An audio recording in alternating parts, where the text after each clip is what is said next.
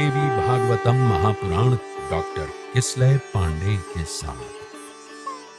इस भाग में हे मुने, अब मैं भिन्न भिन्न कारणों के नैवेद्य के बारे में बताऊंगा। कंसार, मंडक, फेनी, मोदक, वटपत्र, लड्डू, घृतपूर, तिल, दही, घी और मधु, ये कारणों के नैवेद्य बताए गए हैं जिन्हें आदर पूर्वक भगवती को समर्पित करना चाहिए।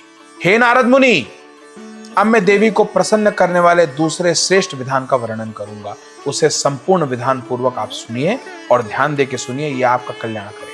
वो आगे बताते हैं कि चैत्र मास के शुक्ल पक्ष में तृतीया तिथि को महुए के वृक्ष में भगवती की भावना करके उनका पूजन करना अच्छा माना गया है और नैवेद्य में 5 प्रकार के भोज्य पदार्थ अर्पित करना चाहिए। इसी प्रकार 12 महीने शुक्ल पक्ष की तृतीया तिथि को पूजन विधि के साथ क्रमशः नैवेद्य अर्पित करें। हे नारद, वैशाख मास में गुड़ मिश्रित पदार्थ निवेदित करना चाहिए और ज्येष्ठ महीने में भगवती की प्रसन्नता के लिए मधु अर्पित करना चाहिए।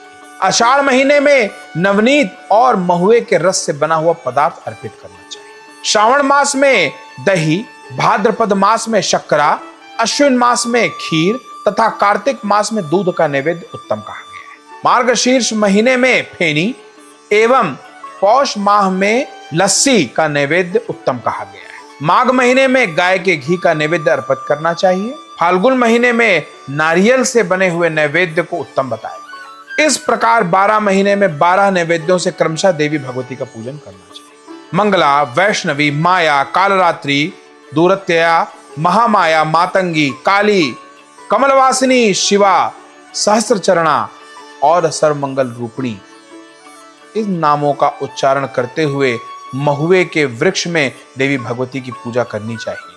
तत्पश्चात सभी कामनाओं की सिद्धि तथा व्रत की पूर्णता के लिए महुए के वृक्ष में स्थित देवी महेश्वरी की स्तुति करनी चाहिए। और हे नारद, देवी की जो स्तुति करता है महुए के वृक्ष में, वह नरक से तत्काल मुक्त हो जाता है और संपूर्ण रूप से मंगल को प्राप्त। हे मुनि, चैत्र आदि महीने में महुए के वृक्ष में भगवती की पूजा करने का मैंने विशेष फल तो आपको बता ही दिया।